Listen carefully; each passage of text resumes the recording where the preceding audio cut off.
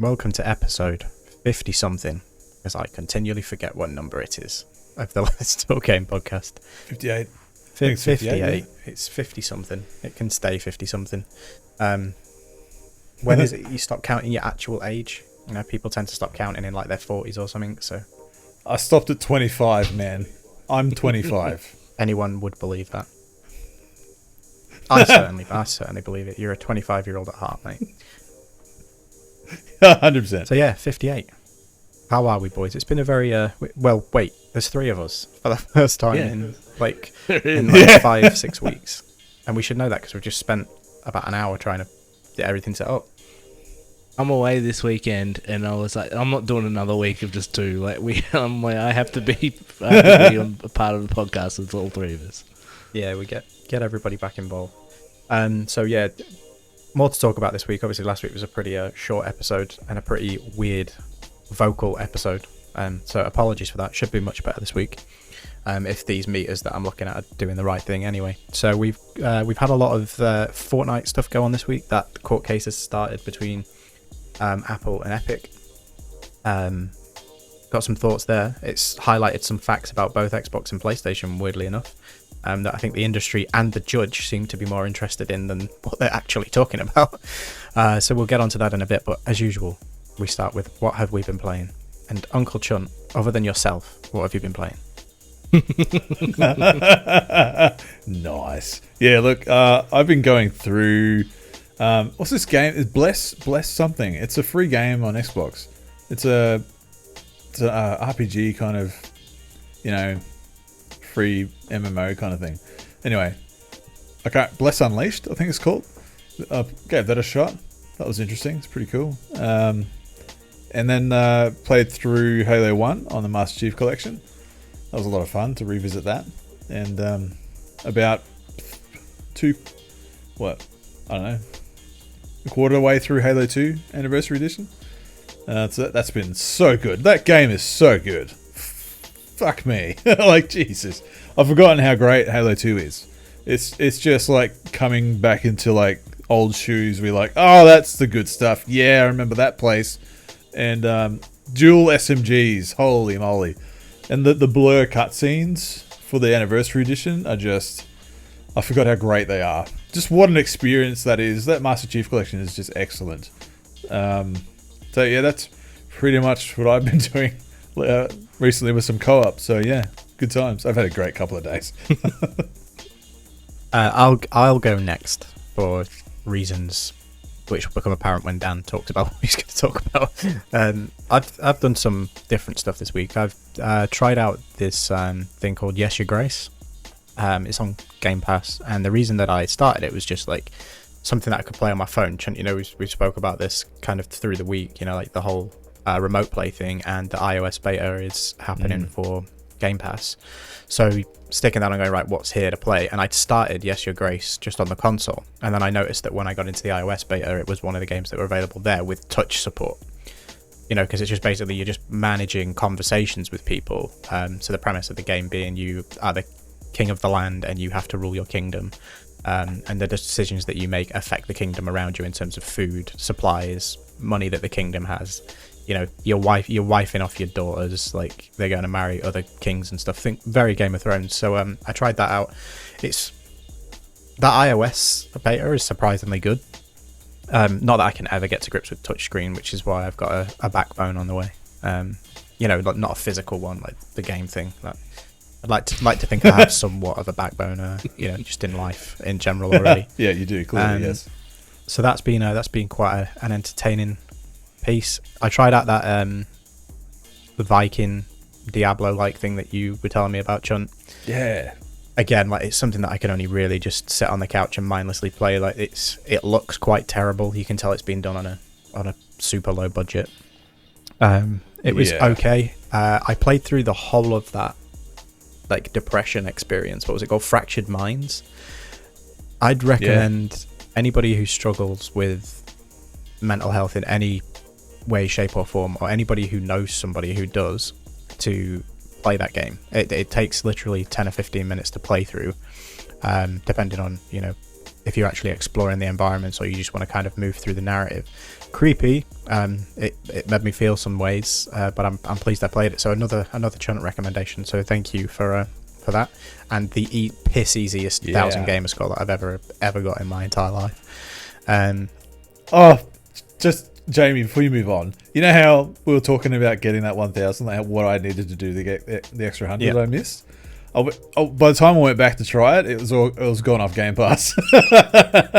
Jesus Christ! So I'll never have that. And I don't want to throw down $3 or $5 for it. Sad about it. It must have gone. Yeah. Like I only played it last weekend, so it must have gone pretty. It was coming to the tail end, and I remember reading that. I'm like, it's been on my kind of thing that I wanted to try. Yeah. Yeah, it was too late. Fun experience. Well, not a fun experience. Quite a horrible experience, but a fun video game experience. But an experience. Yeah, just an experience. One that's worth having for the majority of people, I'd have to say. Other than that, nothing else really of note to say that I've played this week. I have not been back to Ghost of Tsushima. I kind of want to. I did play a bit of Genshin Impact just to see what it looked like on the PS5 version. The answer to that is pretty. It was already pretty, now it's prettier. So good for it. But that's me. So we'll let Dan take center stage. What have you been playing, or like repeating and repeating and repeating and dying and repeating? Well, I've been playing Returnal. Nice. I got it day one in the end. Once the reviews all came out, and I had a voucher, so I was able to get it for $59 Australian. So I was like, got to try the new things. Got to, it's been a while since I've even played a roguelike. Like, it's been years. So I jumped into it. I don't really need to explain to people what it is. People have probably read about it during the week, but I can just say from my experience, I've been fully invested in going through it. I sent you guys, and if I remember when I'm doing the time codes for this video, when I finally beat the first boss in the first biome, which took me like 10 hours to get to, I was just elated. It wasn't such an effort to get to the boss because I got quite good at. So one of the things that Housemarque games normally do is the longer you can last without getting hit, the more powers it gives you as you play. So in this case, even though you're firing weapons, you can have homing missiles and stuff like that start firing. The more your adrenaline, in this case, it's like a multiplier. The more that gets, so I could get to the maximum, which is 5. I could get to the boss, no problem. And in the video that I showed you guys, so I managed to hold on to that multiplier through the first 2 health bars of the boss, and then I get hit, and then the problem is when you face that boss is that even when you're hitting them, you're not gaining any of it back, which in the rest of the game, you're always, as long as you're hitting someone and not getting hit, you're always increasing that multiplier. So that was the biggest pain. So I've only had 2 runs to go into the second biome, and I just got through this section and then hit another like miniature boss and did okay, but just got wrecked, and then I haven't played it since. And there's been a couple of articles today and yesterday about some patches stuffing people's saves up, so and I'm about to go away, so I'll probably jump back into it when I come back from my trip away. But I've been really enjoying it. The game feels great to play. It's not similar to like when we played Outriders. Like, it doesn't feel the same as Outriders, but it's that same sense of feeling when we played it, and we all just went, man, this feels good. Like, that is clearly the thing that stands out, and that is the thing that stands out in Returnal. So as I said, I've played 10 hours and just getting out of the first biome and just experimenting with different weapons and stuff like that. And there's only like 3 to begin with, but learning about what the parasites are and what I need oblites for and stuff like that. But it's more about, do you guys have any questions for me, I guess? Cause I can add to that. I haven't played it, but I watched one of my favorite streamer guys, play through. God, he's into the second area, like the red dust and shit. That area, it's excellent, man. Like, I was enthralled just watching it. It's just a visual and audio experience. Like, it's a feast, man. It's moody as hell. Just the whole vibe of the thing. I'm like, wow, this is just Prometheus, Alien, mixed with Live, Die, Repeat, and it's just what a concept. I mean, I had no idea it was going to be this good. Like, when I saw the first trailers and stuff for this game, I'm like, I just didn't know what it was really. And then while I'm watching it, and the way the story unfolds, because I've probably seen more than you have, unfortunately, and I don't even own the game, but the way the story unfolds and the way it's told, it's just creepy, and you don't know what's going on, and it leaves so many questions until you go through it. And I've seen the endings, and what an experience, man! If I really enjoyed the game's not for me, and I'm saying that as like, it's amazing and stuff, but it's not something I would play because of just the way the game mechanics and the way the game is made. Like, I don't have the time to just do that. I do have the time, but I don't want to waste it doing that. Like, I don't want to die and then go, well, I got to start all over again. That's what turned me off Sea of Thieves. So, but for those who are into this kind of game, holy crap, I wish I was you. Like, it just looks amazing. And even though it's only running at 1080p, but upscaled to hell, it's a stunning game. Just the particle effects that happen on screen is just some of the shit I haven't seen in a game in a long time. And like, reports are saying that I've seen and read and heard in videos and stuff, this game is pushing the PS5 pretty hard, and it shows, man. I think this is another boon, like, for Sony. It's just another game of like, holy crap, excellent. Like, and that's coming from an Xbox guy. So there you have it. I will say the timing of this game has actually been very good for me personally. So I've made it a point that this is kind of my replay game. So I haven't played 2K, I haven't played Age of Empires or anything like that. I'm just going to play Returnal. That's just going to be the game I throw on, and I'll play for a run or two or whatever. Hell yeah. That will be it. And also, so it's made me think when Mass Effect comes out in a week or two, that I will just kind of put that aside and get to that when I've had enough of Returnal, but I'm going to keep at it. And, if The Last of Us or Ghost of Tsushima was coming out in 2 weeks, I don't know if I'd be able to stick with it. But because there's nothing that exciting on my landscape, then it's going to give me a lot of time just to keep going. But yeah, it just feels so good. It really does feel good, and there's been some moments in this household. Nice. The more I see of it, the more I think it's a type of game that I'd like. But yeah, as Chunt said, I genuinely don't have the time.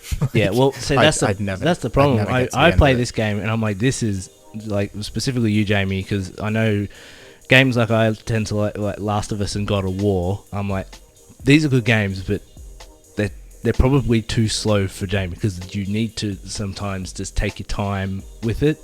Returnal is you are going all out. Like, there's no crouching behind mid height boxes or anything like that. Like, you are moving constantly and just using a multitude of weapons. How they use the triggers with the alt fire feels really cool. I'm excited that a game has used that in a different way. And when people talk about it, like how there's that first resistance, so you push down and there's the first resistance just to aim down sight and then to hold it. Yeah. I thought that, there's going to be so many times where, I'll just pull it too hard and I'll keep stuffing up my aim. But the amount of resistance is like perfect just to have like quick aim down sight and then run away. So it's good times. Man, just to add, sorry man, but like I'm smitten with the game and I don't even own it and I can't even play it. Just the world that they've created in this thing, it's just this unsettling, constant foreboding of you don't know what the hell is around the corner. and it's dark, and it's just unsettling. These creatures, this world that's like out to get you, and you're just this lone woman on this planet that I don't even know what to make of the story yet. The way they've captured whatever they wanted in this game, you don't see that happen very often with this kind of game. Like roguelikes don't get this kind of budget, and it's insane, and it just makes you go, well, hot damn, these kind of games are still able to exist and be good, and it's not a live service, and it does its thing and it does it well. It's just refreshing to see, like, just as a gamer, Yeah, and I Crazy. think what you're seeing and what I'm hearing and seeing of the rest of the industry commentary around it is that they've taken like what works with Hades and other games like that and made them so special, but made it a AAA type polished experience, which it really does interest me. But I said not so much. Even the time's a problem. Yeah, one child with another one on the way, something like that, where my progress is not saved and I'd have to restart, would really get on my nerves. Yeah. But then Hades doesn't. I will just sit and have a run through Hades, and I still haven't got to the last. You say like Returnal's got biomes, Hades has like levels of hell. You're basically working your way up through hell. Yeah. And I still haven't made it out. Do you know what I mean? Like but you sit down, you spend 20-30 minutes seeing how far you can get with all the different boons and power-ups and things you achieve, and the story's told to you at the same time. And every time you die, like there'll be different dialogue from different characters and stuff. So like that's what really got me with it. So everything that you're telling me about the way the mechanics work, the shooting works, it's all right up my alley. But yeah, the time that you'd need to dedicate to it and the cost. I'm sorry, but like, I know we do harp on about this. When Game Pass cost me $10.99 a month, and this game is £70, like that's for you. That's obviously full price for you guys is $130, isn't it? Is it $129 at $120? Still, that's what I mean. Like I can't justify it. No. As I said to you guys when it first came out, I was like, it looks neat, looks like it probably is my thing, but I will wait for it to come to PlayStation Plus in 6 months. Because they're going to run out of PS5 games to go on to PS Plus, and they will put it on it. Like, it absolutely will happen. We know it will. So, shuffling us forward, I wanted to just touch on, and Chunt, I am going to rein you in here. But don't go off on a tangent, because we're on a clock of some. Sorry. No, I want to just check in with you guys. Mortal Kombat. Chunt, you and I didn't talk about it last week because we knew that Dan obviously hadn't seen it. And you've now seen it, Dan, so I'll get my thoughts out of the way to start with. Mortal Kombat is a film that looks pretty, but should not have been made. It is the pacing, the writing, and everything other than the fatalities and some of the martial arts scenes is abysmal. It's just flat out shouldn't exist. The director will be lucky to get another gig. It's really, really, really poor. I went into it expecting a Power Rangers movie level of fun, and I came out, as I said to you guys while I was watching it, I was like, I'm about 40 minutes in and this has just lost it. I'm ready to turn it off. I'm pleased I didn't, because some of the fight scenes, like the last 10 minutes of the movie is great. The last 10 minutes is fantastic. We've spoken about this kind of offline, but some of the casting choices are bizarre. Chunt, I know you and I spoke about Kano, and it's like, it's great that he's a little bit of comic relief, but he's supposed to be like the big badass of the criminal underworld, and you've turned him into a candy floss kind of cookie cutter. I'm the jokey guy, and it's like, it's not believable. I know that Mortal Kombat's campy, and yes, a lot of the characters did that, but things like Raiden were just so wrong. Like, Liu Kang was overplayed, like overacted, like seriously overacted. And the rest of the guys didn't get the necessary screen time. There's no need to have this. I can't remember his name. Is it Cole Wilson or something stupid like that? Cole Young. Cole Young, yeah. Who the fuck are you, mate? Like, oh, I'm a descendant of Scorpion. Just give us Scorpion. Change the story that way. Take some liberties. Make some changes. It was bad. And that's my 90 seconds on Mortal Kombat. Dan, you've seen it most recently. You can go next. I will say, I think there is definitely, and it's been so long for a lot of people out there, but seeing it in a cinema would probably, which I did, is probably different if I saw it at home just sitting there. Because I went with a mate, sitting in the cinema, and like 90% of Kano's lines just landed. Obviously being in Australia and just hearing just full on Australian just swearing and stuff. I'm like, I know people are like this down in the country. Like there's like Yeah. like me and my mate, we were joking. There's like, oh, that's like that guy from school. Like we exactly know who that person is. So Kano was just the standout. Everyone else was bare minimum acceptable, if that. You know, situations where like it came out that, you know, the Cole character was a studio enforcement to have someone to walk through, but I mean Sonya could have been that character the way they portrayed her in the movie. Like she's learning about it all. Why do we need another person learning about it as well? Like it, you could have just followed from when her and Jax ran into this supernatural being. Like you had so many of the characters that were all coming from exactly the same scenario. So why did you need to just introduce a character that didn't need to be there? There's a lot wrong with it. I think script is actually the major problem, because even I don't think the direction necessarily was all that bad, but just scene transitions did not make sense a lot of the time. And that's still script. That's still, okay, we're going to cut from this scene to this scene to just have some dialogue that isn't really adding anything. It's just to introduce a character but not explain who the character is. Like I think the script was the issue. I think the visual effects were alright for the type of budget that this movie was. Like I wasn't expecting Godzilla versus Kong, you know. Like it's but I think a lot of it is just acceptable. And you know, if they were to make a sequel, I would give it a chance. But if I got the same movie, then I'd be out. Also, I would like to point out, when we talked about Mortal Kombat, the trailer when it came out, I said to you guys, I'm like, I don't think this movie is going to be actually about Mortal Kombat, the tournament. I think this is just a setup to the thing. And well, spoilers, there's no Mortal Kombat in this movie. So I'd like to point out I got that right. You did. John, condense your thoughts for us, and then navigate everyone to your Chunkcast where you lambasted this movie. Yeah, swing and a miss, man, for a lot of reasons. But I think the avid viewers might find something redeemable. If you're not a fan of Mortal Kombat, you'll be just like, what the fuck is this? And yeah, that's about it. But feel free to go to my channel, Uncle Chunt, where my Chunkcast, where I talk about the movie at length and all its problems. I'll put it in the go for comments. It. Go nuts. Thanks. It does have a. I know that you took the time to go into it. I watched that episode, so I was like, yeah, Chunt has probably done this to death, and he's just like, yep move on. It sucked. There are a few redeeming qualities.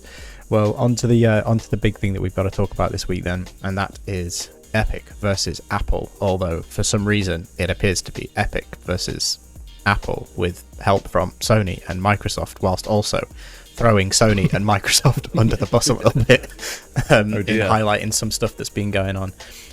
Dan, you've done the deep digging. I've been kind of just following the live tweet thing that The Verge are doing. I know you've pulled their articles up and delved into it a little bit. I think if we start with kind of where things are at on the premise, really actual scenario. So we're talking Epic versus Apple.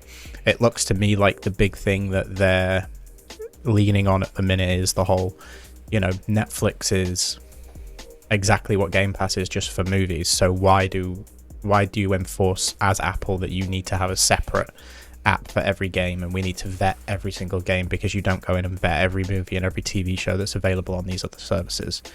That's kind of that big takeaway. So let's start there.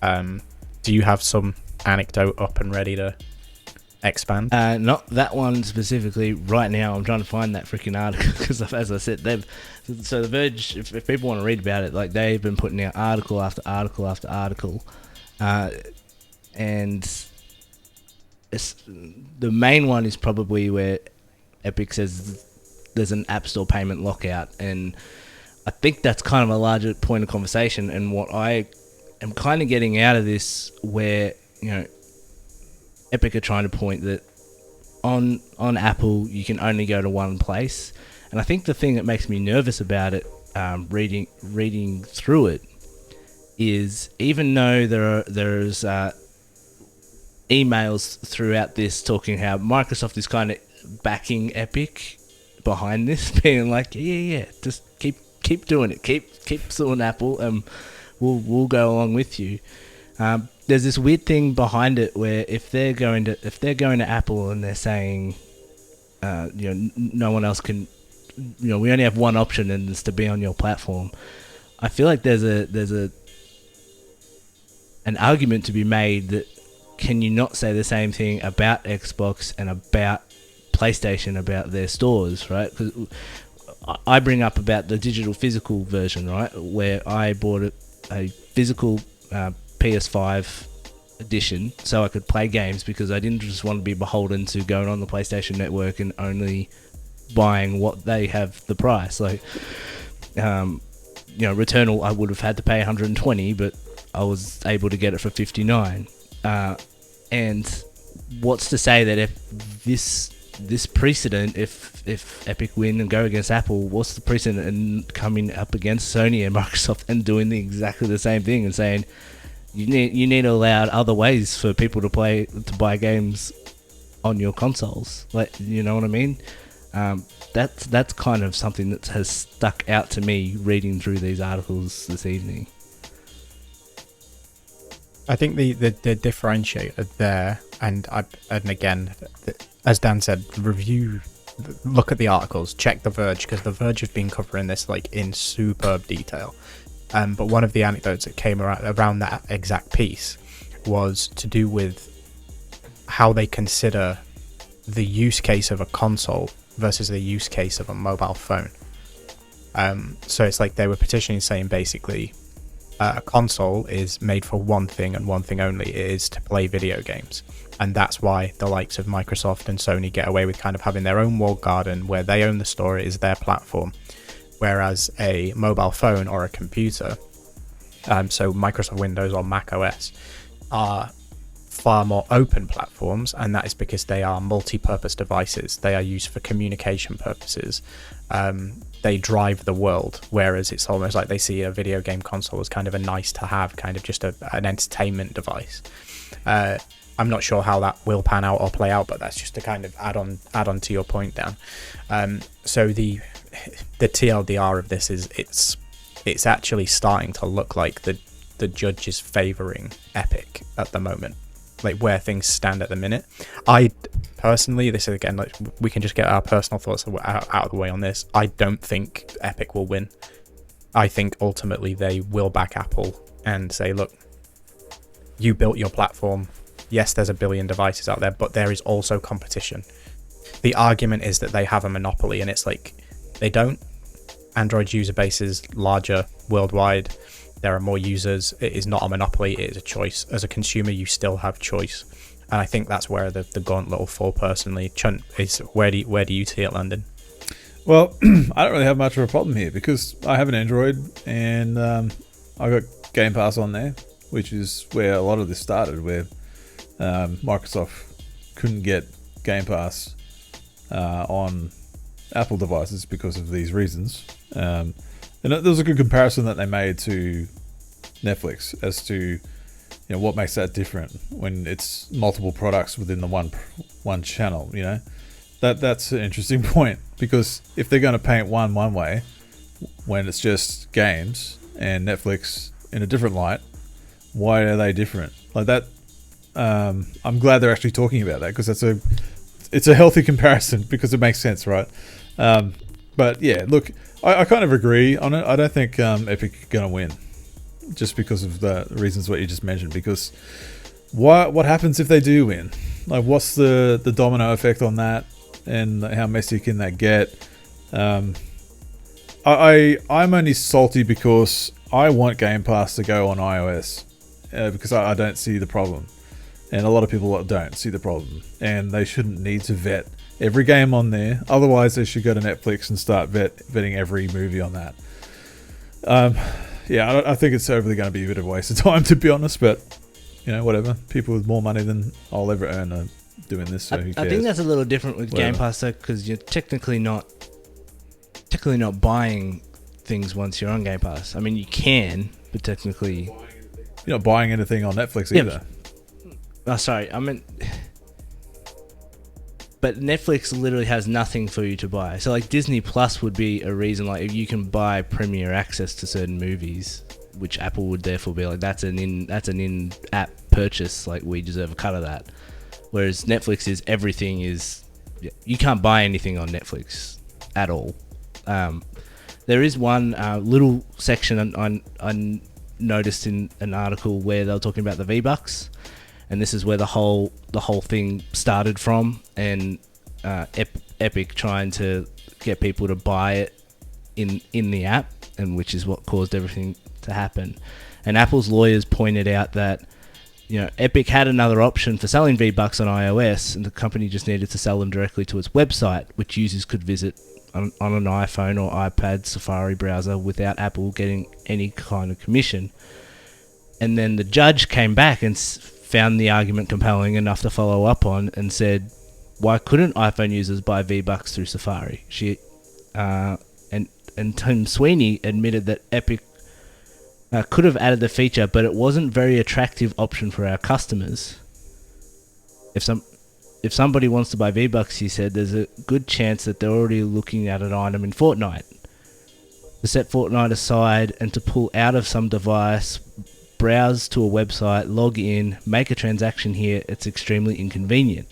There's a huge amount of payment processing and the customer friction associated with selling a user of an app an item outside of that app. But then they came back saying, why is it inconvenient? And basically that as a parent, isn't that stopping impulse purchases? And he kind of went, and he didn't dispute Roger's point. He says, yes, customer convenience is a huge factor in this. People are much more likely to make a purchase if it's easier to make a purchase. So I feel like that is a little area where, because through this whole thing, Epic are setting themselves up as we're the little guy going up against the big guy, and it's fair for us. But this is the first... They're pretty huge. This is the one little thing where you kind of say like, you're just preying on people just to make impulse purchases and get money from them. Like, there was an option. So that was a little to and fro that I just found very interesting in that. And it plays into exactly what I was saying I don't see a world in which Epic win this lawsuit. No. They may do enough to start some cascade of changes happening, but I think they're going to be very minimal because of things like that. Like, it's quite clear and quite evident that the judge in this scenario is very much, looking at things objectively. So whilst they're, favouring Epic on the one hand of going, what's the difference with, how you let subscriptions like Netflix happen? I don't pay for my Netflix subscription via Apple Pay or via iOS. I just pay off my debit card.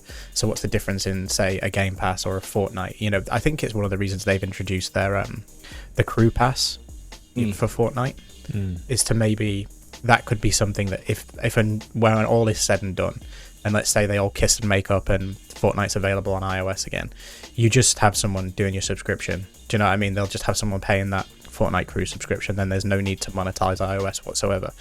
And it is quite interesting, but in the interest of Dan, sorry, you didn't clarify which way do you think? I think it's going to land. Is it going to land in Epic or Apple's favor? I think there's so many nuances where if you just rule, if this is ruled in Epic's favor in a general way, there's so many dominoes that will fall and clarifications that I just don't think is set up in the way media is changing and everything. I just don't think they have anything to point to No. to be able to say, yeah, Epic's right in this scenario. Yeah, and I don't think that they've got the they've not got the power to go up against someone like that. Do you know what I mean? Like if like I said, you line your dominoes up, knock them all down, and like I said, the fallout's going to be astronomical. Like it's going to be unmanageable for a lot of the businesses involved. I think people would just start picking holes left, right, and centre. People will start to get opportunistic kind of across the board as well. It's iOS and their store. I mean, you knew what you were getting into when you voted in to put your game on their service, right? To be sold on their store. So, I mean, what's your argument? A platform. Yeah. A platform and essentially enables you to sell your product. Yeah. Like, so where do you get off going, well, I don't like how you do your business. Change your shit. Well, no, fuck off. Like, I can see where that argument's going to go. Like, if you don't like how, our service is, our policies are, and if you don't like that, well, then go elsewhere. Even though we're one of the biggest out there, good luck getting the same thing. Like, I can see where Apple will be coming from on that. Well, no. Like, if you don't want to be a part of this, then disappear. Go somewhere else. I get that. That's been the steadfast response for everything. Even around, there's concerns around privacy and things like, that it's just a big deal. And they've always maintained their stance on, user privacy and this privacy and choice, right? They're the two pillars that they constantly preach from. Like, we're all about privacy and we're all about giving you choice. And then something like this happens and it's like, well, no, because you're taking away consumer choice, but you're not. Yeah, you're not taking away the choice. You might just be making, as you alluded to in that fact, that you're making that choice more difficult. It's not that you're removing the choice; it's that you add a layer. Be that if it has to pop up a browser window, and you have to log in again, and that is, you're not taking the choice away. You're making the choice more difficult. You're making using that other option challenging. Which they're very, very clever at doing. Epic trying to be the small company. They were talking about how, setting up the Epic Games store, it's 389 million and it's operating at a loss, and they're not going to make up that money for 5 years or 4 years. And I think they talked about they spent 128 million dollars in games just to try and get people to the service. Like, they're really struggling. And then an article later on talks about how Fortnite made $9 billion in 2 years. But yeah, more than the valuation of most, but you can see how they're just trying to angle the fact that this is not, this is for the little guy. Meanwhile, the little guy buys an entire mall to make offices out of. It's pretty outlandish. It's retarded. I think the way that this is going to go, and I think some of the stuff that's been lined up, the dominoes that are being set quite cleverly by Microsoft more than anybody, is the percentage, the cut that's taken from these places. So will iOS as a platform have to start taking less of a cut out of the App Store? Will it be that they only take 15%, 20%? Will it be marginalized slightly? That may be a little win that will come out of this. The revenue share, will it change? And just kind of transition into that point. I know we spoke about earlier this week, as Dan, you'd highlighted, that Microsoft had said, look, our cut on PC, we're going to reduce it to be 12% to make it more enticing to people buy from our store and change the revenue share. There are documents highlighting from these this court session. I believe it was yesterday's. Well, 2 days, sometime this week, last couple of days. That they fully intend to do the same thing for the console. So they want to reduce it to 12%, with the caveat that the developers make said game streamable via cloud services. So they obviously want to make sure that it'll work on xCloud, and providing it does, we're happy to just take a 12% cut rather than a 30%. And I think if you look at Epic's needs and Microsoft's needs. I don't think Microsoft care too much about the whole iOS thing anymore because, as I said, it's working pretty damn flawlessly and it's only in its first week of testing. So I think what they care about now is just making sure that the revenue split changes, and I think that's good for the whole industry. What it's probably not good for is platform holders, other than Microsoft, who can afford to take that hit. I can't imagine that Sony are going to want to take that hit and go, yeah, we'll lower ours to 12%, and Nintendo, yeah, we just take 12. Not going to happen.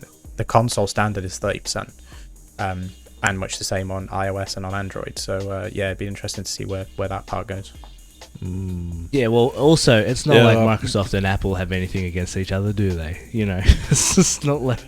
I can't remember the last time I heard Microsoft going to bat in for Apple. They're kind of competitive. Man, the whole landscape's changing, man. Everything's going to be so different in a number of years. We're already seeing it. Like, we talked about it in chat about, like, well, how the...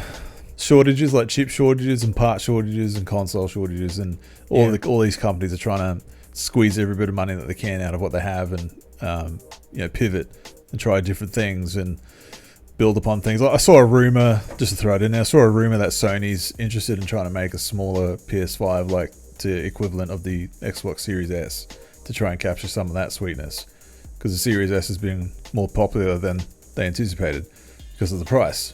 Like, ever since they dropped the pay gate for free to play, when they got rid of the Xbox Live Gold necessity for free to play or online play, that just made Series S, a very healthy deal where you can just buy the console and you get like 50 games that are free to play straight away without any Game Pass, without any gold. You know, it's just, what do? You got a kid and you're like, shut up, here's an Xbox Series S, here's 50 free games, go spastic, you know. It's just a good deal. So I can see that happening, man. I really can. You brought up some interesting stuff, because there was an article also during this week saying that Epic was emailing Phil Spencer being like, hey, do you know when, are you going to be dropping the Xbox Live, like, be able to free to play, like go online for free. And he was suggesting, like, can you time it with our announcement of season 14 of Fortnite, because we got something big coming. and he's like, we can't tell you what it is. And Phil goes, well, we're working on it, but it's not a priority right now, but it'll be happening in the future. And he goes, okay, that's fine, I'm sure you got some stuff going on. But basically they were trying to organize a thing being like, you can play it for free online on Xbox. Also, we're suing Apple, and here's season 14, and they wanted to do this massive drop altogether. And it's interesting, that rumor about the small PS5. I don't know if they would, because I feel like Series S's and digital PS5s are in the same boat, where they're not making a lot of them because of how much they're losing. So, Sony announced in their quarterlies or whatever, the yearly financials, that they've sold 7.8 million, which is more than PlayStation 4 had in the same time. But the difference is, in this scenario, if they're losing $50 on every console, they're losing $200 million, actually it'd be double that. It'd be almost $400 million lost just on the hardware. Compared to when PS4 was operating at a profit for everyone sold. So unless they're trying to just get some of that money back by making a less powerful one, but they're struggling to keep up with demand at the moment. I don't know how you could make more resources out of nowhere with chip shortages and everything. You can't. And like I said to you guys last week, when you're seeing the biggest boys in the industry who need this silicon not being able to get it, like, you've only got to look at use Apple as an example again. They've just announced a boatload of products and they're already backlogged by 10 weeks. It's like, what prayer have Sony got if they can't get any? So yeah, it'd be an odd choice. But yeah, it's going to be interesting to see what happens. And the final point to kind of touch on here was the it's not a leaked document, the provided documents that show a conversation between Tim Sweeney and is it Geo Corsi? Yeah. So just to end on a give Sony a kick in the dick, no, as we have done for the last several weeks, their fight against crossplay seemed to be. They put up quite the fight. I don't like Epic's tact either, of basically going, we're the biggest game on your platform, you're going to do what we tell you to do, because that's just stupid. Like, obviously they're going to turn around and go, no, we're fucking not. Like, this isn't you don't set us an ultimatum. We work on this together? But it turns out they're taking a cut of any sale on other devices, providing it hits a certain threshold. And Statman Dan, I'm sure you're going to tell us what those thresholds were. From, I've got a vague memory, but I'll let you just the one article I didn't get ready. So yes, no, nice. God damn it! You're supposed to be prepped with the stats. Well, I want to let Chud go first before I say anything. Chud, you can give your take first before I say my take. It's just more like billionaire companies fighting over bits of bibs and bobs and scraps, isn't it? Really? Like, come on. Fighting over what is to them pocket like, change. Come on. I mean, it's the same shit. Just come on. It can't be that bloody difficult to just kind of go, look how much money we've got. You know? Is that not enough at some point? And just be like, yeah, let's just do our thing. Let's stop trying to change the industry and change how everything works and tell how the services they should do their job, you know? Like, I don't really have a dog in this fight, like, to be honest. It's just, I'll never see this kind of money, so whatever. Just give me the games. Cool. As long as it doesn't affect my Game Pass and my Xbox ecosystem, I'm all good. Yeah, I think the thing I take from them is that where do they get off being the only company that are taking a revenue split or a revenue share for sales on other people's platforms? It's like, it's arrogant. It's ridiculous. I mean, I get why they backed down and went, yeah, cool, whatever, that's fine, we'll give you that split, because they wanted to obviously enable crossplay and make sure that everybody could play with everyone everywhere. But take the stance of when Bungie want to do this coming summer with Destiny, it's like, are they going to do the same thing? Are they going to go, yeah, but if you want everybody to play with us, if anybody buys anything in the Eververse, then we take a 20% cut of that? And it's like, the arrogance is outrageous. But yeah, that's my piece on it. I'm done. My point on it, it's not really a taking sides type of thing to me. It's kind of like, this just sounds like regular business practice. Like, you gotta remember, well, this is back in 2019. The PlayStation sold 100 million plus consoles, whatever it was at the time. In terms of being a popular platform, like, there was nothing close. And they're like, well, why would we do it? Like, they didn't have a reason to do it. And you can say, well, what about the players, stuff like that? But they're just their own business, just like Epic's trying to run their business, and they're suing Apple to get their business to be running better. Everyone's after a little piece of the pie, and you bring up Destiny as a cross progression thing at the end of this year. They might not do that to Destiny simply because PlayStation right now is in a very different situation to what it was even 2 years ago. Like, especially with these new consoles and everything. Like, they're selling a lot of them, but there are games like they literally have their own game that went over to Xbox and Xbox Game Pass and day and date. Like, there is things that they need to get straightened up, and they need some good faith, and maybe they don't do that to Destiny. These things, I don't think the landscape, even like we said before, sorry to cut you off, is by the end of this year, the whole industry is going to look very, very, very, very different to what it did in 2019. Also, remember what happened in 2019? They ended up having a total restructure corporately. Like, everyone, Gio Corsi is not in that position anymore. Yeah. He left. Yeah. He was part of the people getting let go, because he works at Ilphonic now on the Predator game and stuff like that. He was part of the Sean Lane thing, all those Shuhei getting moved to a different position. So that was the same year that all that happened. So it's a very different PlayStation to even what it was then. Not in a good way or bad way. Yeah. All the guys that did the good stuff. Oh no, I think you could categorically say in a bad way. The public perception and the image of how they operate since those high-profile departures and movements has been a slippery slope that I think they're now even though everyone's cascading in towards love the with bottom. Sean Layden, like this was being done under Sean Layden as well. Like it's not, he was for gamers, but it was still, we need PlayStation to be the place for people to play. Like we don't want to let that go. Man. So just saying it. No. And now you've got Robot Jim, who's more. It's not an upgrade. Than no, it's a significant downgrade, and one that hopefully will end sooner than later. And speaking of ending sooner than later, I've got some shit to do. Nice. So What a segue. we'll have to we'll have to call it quits for this week. But I'm sure there'll be more developments in this come next. I hope it's just a pretty open and shut thing where it doesn't drag on forever, and they just turn around and go, "Sorry, guys." Like, I just want someone to walk out of the courtroom like, "Fuck you all.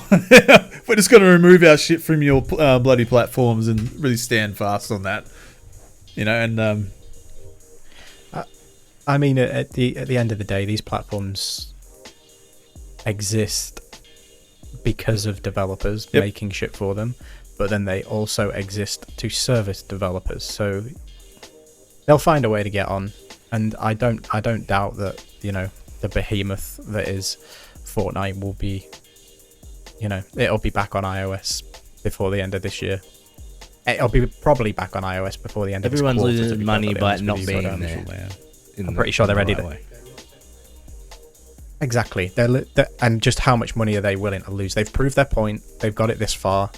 But yeah, I think the justice system is going to shut them down and go, you can't dictate to the platform how they should do business. Chunt, I think you said that was quite eloquently put. So thank you. We'll see you next week. Nice to do an episode of 3 people rather than just the 2, but we managed to make it happen. Dan, have a nice weekend away, your little trip away. Chunt, enjoy your SPAF sessions. My what? You know what we're talking about. Go give that Unicron a cuddle, and we'll see you next week.